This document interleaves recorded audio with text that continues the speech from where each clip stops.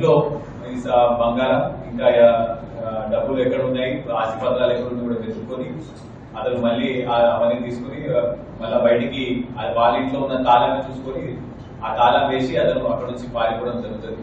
అయితే ఇదంతా కూడా పకడ్బందీగా ప్లాన్ చేసినట్టు. ఎందుకంటే ప్రతిరోజు పొద్దున కూడా వీళ్ళు ఏదో రకంగా మూడు పిల్లలు గొడవ పడతారని చెప్పేసి ఆ పొద్దున సమయంలో మనం చంపితే పక్కనున్న చుట్టుపక్కల వాళ్ళకి కూడా ఎటువంటి డౌట్ రాదు, వాళ్ళ ఇంట్లో ఏదో గొడవ పడుతున్నారని అనుకుంటారని చెప్పేసి ఇతను ప్లాన్ చేసి ఆ సుమారు 6:30 నుంచి 7 సమయంలో అతన్ని ఆ నలుగురిని చంపి అక్కడున్న ఆ బంగారం కూడా తీసుకొని వెళ్ళిపోతాడు. వెళ్ళిపోయిన తర్వాత ఇతని ఫ్రెండ్ సోహెల్ ఉంటాడు.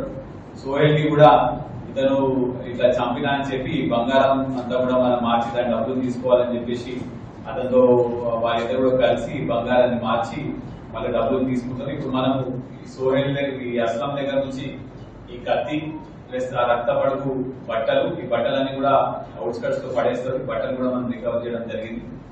అదేవిధంగా ఈ బంగారం కూడా రికవర్ చేయడం జరిగింది.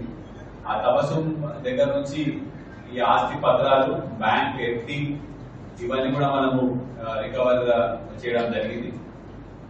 ఇదంతా కూడా మళ్ళీ వీళ్ళు ఏదో రకంగా నలుగురు కూడా చనిపోతే నింద మొత్తం వాళ్ళ కూతురు మీదకి వస్తుంది, మేము ఎలాగో బయట పడిపోతాం అని చెప్పి కూడా వాళ్ళ ఆ కోణంలో కూడా ఆలోచించుకొని ఇదంతా మర్డర్ వాళ్ళు ప్లాన్ చేసి డబ్బుల కోసం ఈ నలుగురు ఫ్యామిలీ మెంబర్స్ ని కూడా చంపడం జరిగింది.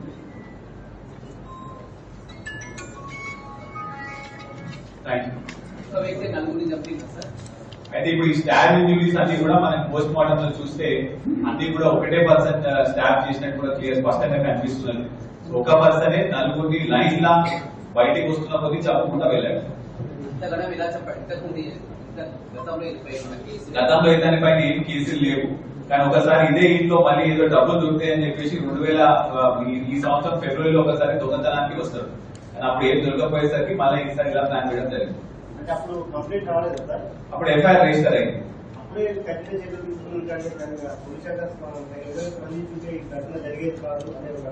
అలా కూడా అనొచ్చు, but we are working on it.